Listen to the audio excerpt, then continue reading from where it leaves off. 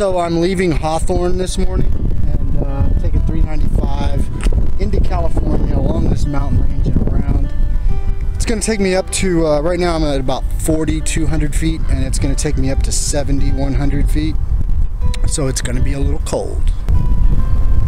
So here's 395. No shoulder, but extremely light traffic. The wind's out of the north, so I have a tailwind for the first time on the strip. It's probably 8 to 10 miles per hour. Temperature's probably 36, 38.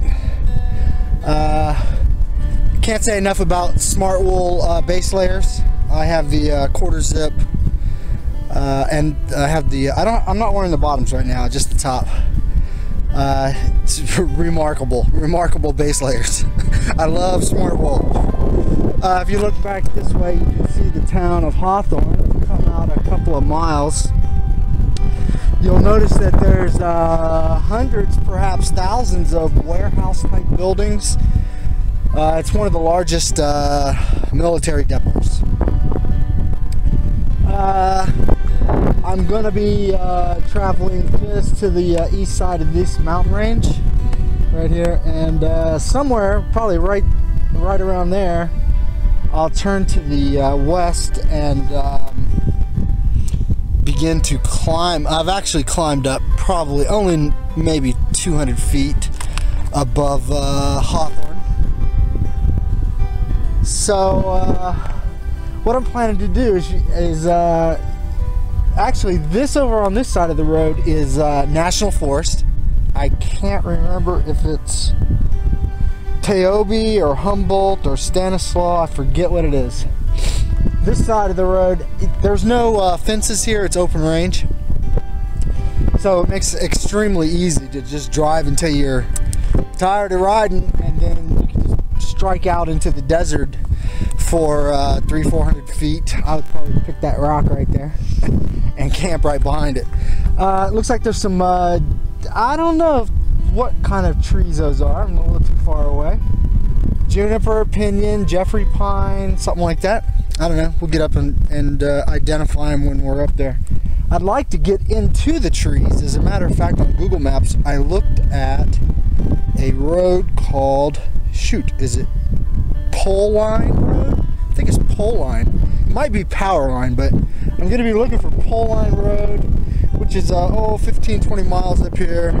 I'm going to do a short day. It's overcast today, a little partly cloudy. Fresh snow on the top of the peaks, and heading for Mammoth Lake.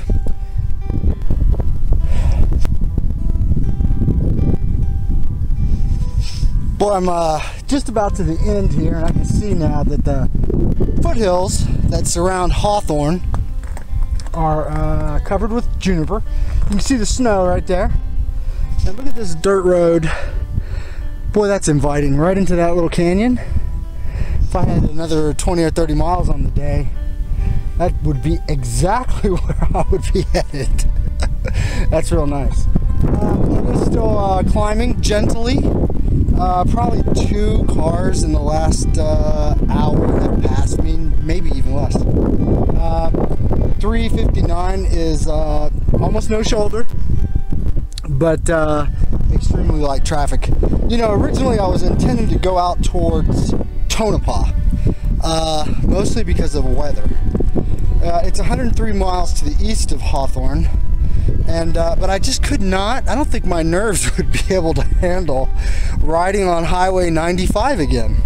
Highway 95 has a large volume of commercial truck traffic and RVers, mostly from Canada, who are trying to get the heck out of Canada for 2 or 3 months and probably go down to Yuma, Arizona or Quartzsite. This is spectacular scenery. I mean, spectacular. Come up probably 500 or 600 feet from Hawthorne. But I'm just amazed. I'm going to keep going today. I have a nice tailwind. It's probably 40 now. And it's just, I could not ask for a better road. Just beautiful.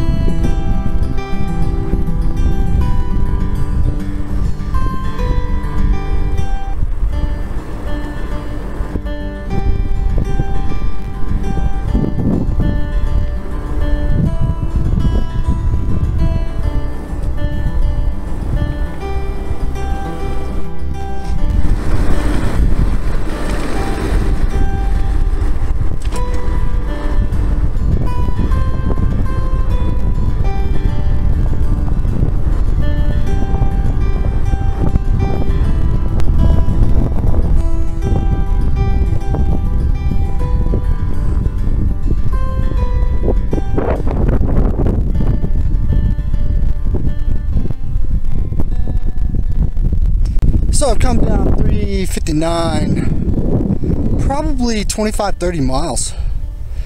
Maybe 3 cars have passed me. It's desolate. It's awesome. I've come here probably 8 miles to the east of the California border, and you can see here these hills.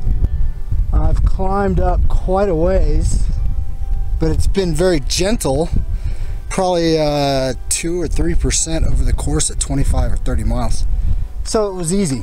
I'm about to go over the pass here. Google says it's 7,000 feet. I ain't buying that. It doesn't feel like 7,000 feet, but it's possible. If it's marked up here, I'll stop and get a picture. The vegetation is a mix of juniper and Jeffrey pine. Just outstanding. I mean, really, you don't want to camp up way up here because it will be cold. You know, every 1,000 feet you go up in elevation, there's a 2 degree temperature drop. So if I came up 3,000 feet, you know, you're looking at 6 degrees difference between here and the valley floor.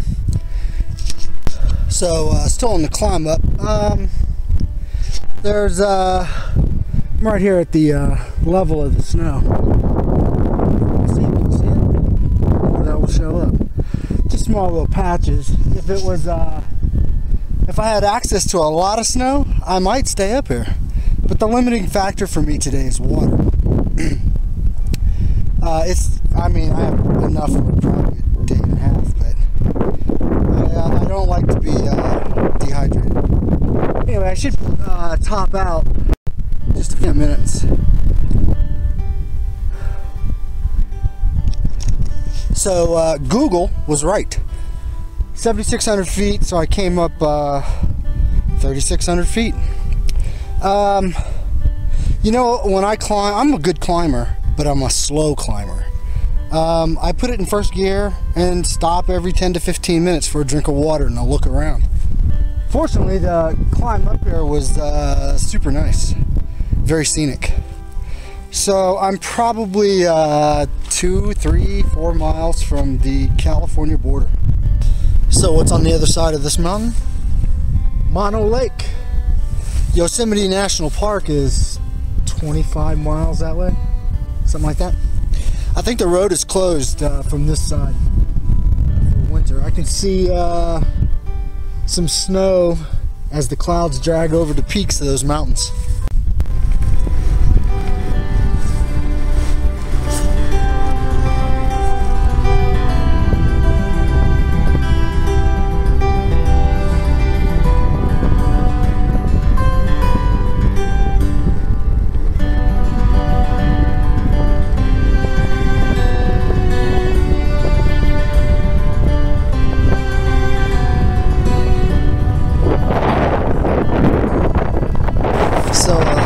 Here at the California border, here's something interesting. See that right there? Bicycle tires. You see that? I don't know if you can see it. Doesn't look like, it looks like a road bike just by the width of the tire. Look at all these holes in this sign. Isn't that nice? Yeah. It's quite a shame. The asphalt in California is 100 times smoother than the asphalt in Nevada. These beautiful mountains here it's very deceptive. They're probably 35 to 40 miles away. I know it doesn't look it. I mean, this road is perfectly straight almost to the base of those mountains. But Hawthorne is, or Hawthorne to Mono City, which is where I'm gonna pick 395 back up. And that's got to be at least 30 miles away. So I've come down California 167, which is what 359 turns into, and pulled out about 200 or 300 feet off the highway here. I'm stopping a little early today. I really just want to get in my sleeping bag. It's cold. I pulled off into the this beautiful soft sand, which makes perfect for sleeping. But I'm going to use this juniper tree as cover. I'm probably going to set my tent up right here, which shields me from the wind and also from the road. Tomorrow I'll go into Mono City, which is right over there, and then around Mono Lake to the south. I'm actually not going that far. I think what I'm going to do is, I'm going to have to look at the map. I think what I'm going to do is I can't remember the name of the road. But I want to go into Death Valley. I think Yosemite is not going to be an option for November. But it sure is pretty up there. Okay, so changed into my quilted jacket here. A lot less visible. Here's the tent. Nice and still. Okay, so I just woke up. The sun is just coming up, and it's 22 degrees. So if you look at my water bottle here,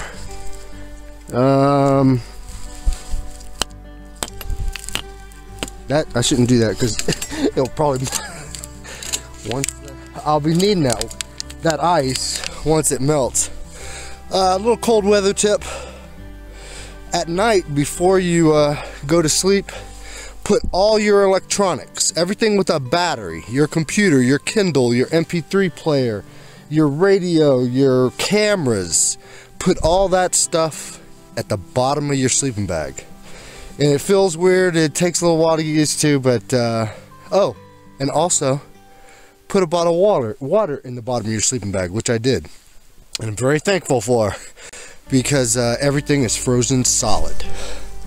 Okay, good morning. It looks like the sun is just starting to come over the horizon, and the tops of these mountains are catching the sunlight. Looks like 14,000 foot Mount Whitney is right. Not that one. It's the next one. No, I take it back. It's that one. When I was packing up, I started to think, bike is frozen solid.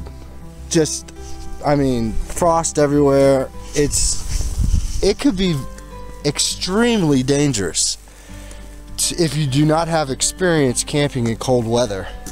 Just coming out here. My sleeping bag is a Mountain Hardwear Lamina, rated for negative 15 degrees.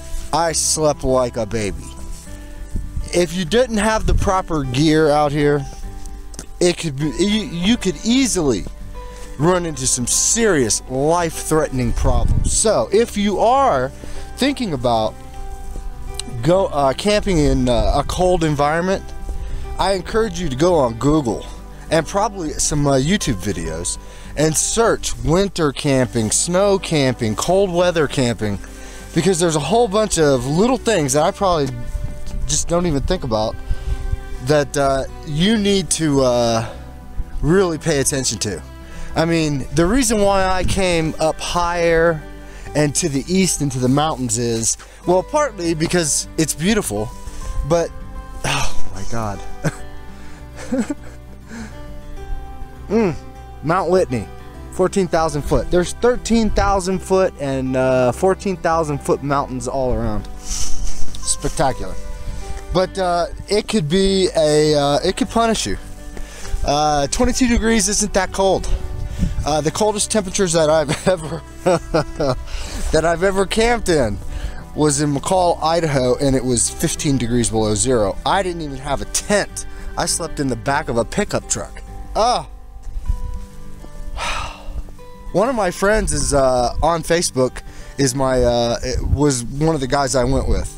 We went to the oh my God. Anyway, if you are thinking about doing some cold weather camping, make sure you cover all your bases. There's a whole bunch of things that you can learn, some safety tips.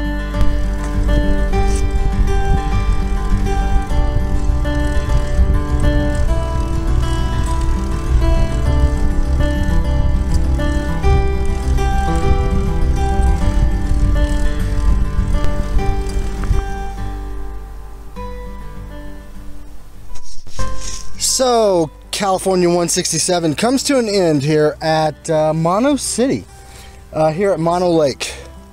It's a long trip across this pretty flat area, right? You can't see it, but there's a dip, and that's where Anchorite Summit is. So from here, I'm going to turn south on 395, which I haven't been on since Reno. I'm going to turn left and looking for some coffee.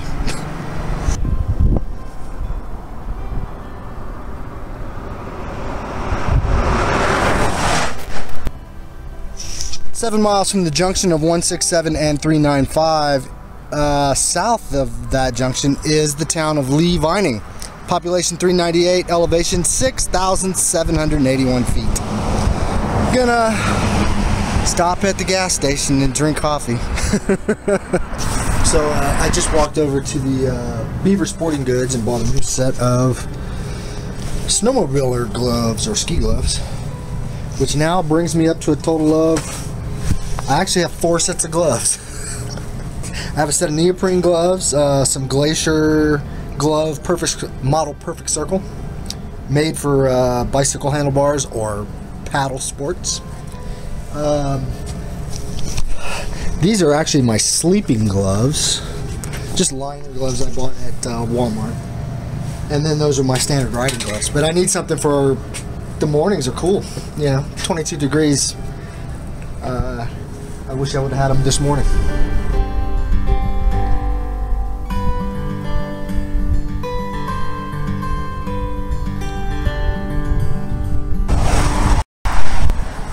Sleeping bag didn't get wet, but when I took the tent down, there was frost on the inside of the fly, and it fell on the sleeping bag. And I'll probably be riding till sunset. Oh. So there won't be any time to let it air out. I'll probably give it like 10-15 minutes here in the sun, and it'll be fine. I actually looked for the laundromat here in Lee Vining, but it's closed for winter.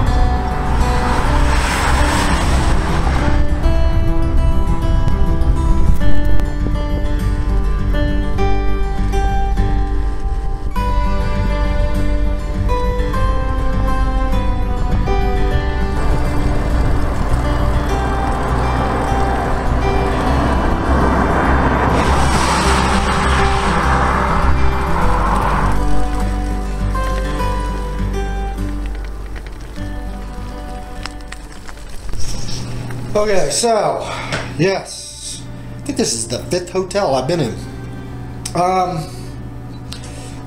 Last night was 22 at Mono Lake.